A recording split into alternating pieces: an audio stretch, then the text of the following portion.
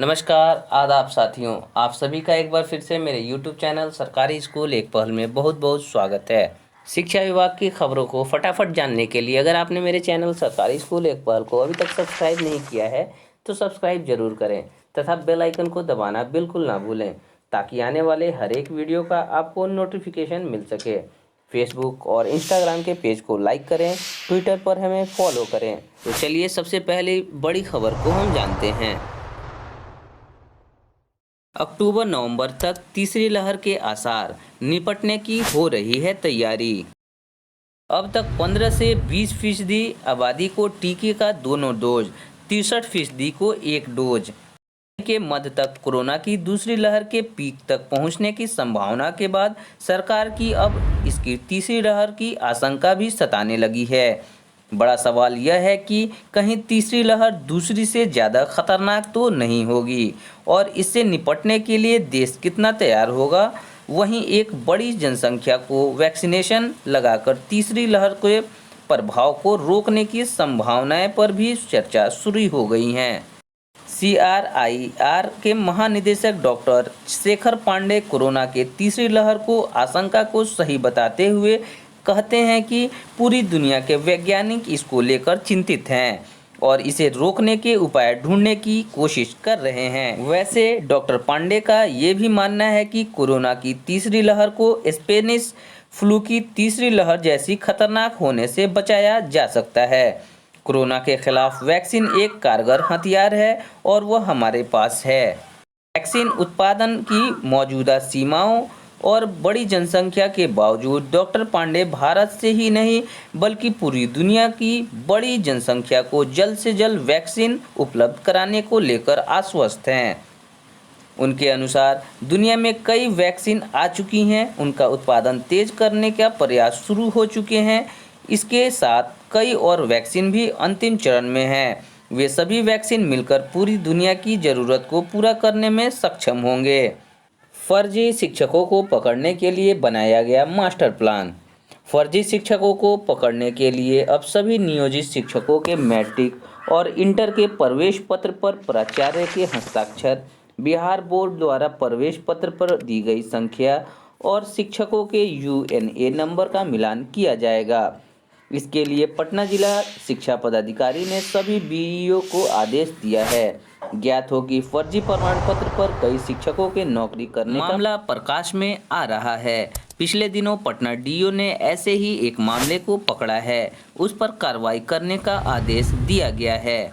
वहीं कई शिक्षकों के प्रमाण पत्र की जांच हो रही है। 2014 में कई ने फर्जी प्रमाण पत्र पर योगदान किया था। DO के अनुसार सभी शिक्षकों को EPF से जोड़ा जाएगा। इसके लिए सभी शिक्षकों को UNA नंबर का मिलान किया जा रहा है। जब शिक्षकों के UNA नंबर एक जैसा हो जा रहा है तो ऐसे में शिक्षकों के बाकी प्रमाण पत्र का मिलान किया जा रहा है। पटना के DO नीरज कुमार ने कहा कि फर्जी प्रमाण पत्र की जांच हो रही है। अभी एक मामला पकड़ में आया है।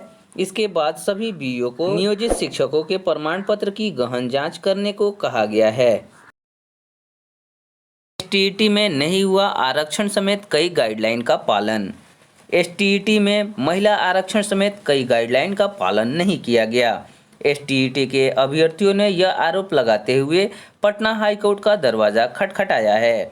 अभ्यर्थियों का आरोप है कि बिहार विद्यालय परीक्षा समिति ने शिक्षक पात्रता परीक्षा STET को लेकर जो गाइडलाइन जारी किया था, रिजल्ट में उसका पालन नहीं किया गया है और यही वजह है कि बड़ी संख्या में अभ्यर्थी फेल हुए हैं। अब माध्यमिक पात्रता परीक्षा के रिजल्ट के खिलाफ इन अभ्यर्थियों ने पटना हाई कोर्ट में केस किया है। अभय रंजन समेत कई अभ्यर्थियों ने कहा कि परीक्षा में कई चीज़ें जोड़ दी गईं जो बोर्ड की ओर से निकाले गए विज्ञापन में नहीं थीं। STET पहले 28 जनवरी 2020 को ली गई थी, जो बाद में रद्द कर दी गई। इसके बाद फिर सितंबर 2020 में यह परीक्षा ऑनलाइन ली गई। इसका रिजल्ट 12 मार्च 2021 को जारी किया गया, लेकिन रिजल्ट में कई गड़बड़ी है। कई अभ्यर्थियों ने कहा कि परीक्षा के दौरान ही बोर्ड ने नॉर्मलाइजेशन की बात जोड़ी है, जो नियम के अनुसार नहीं है।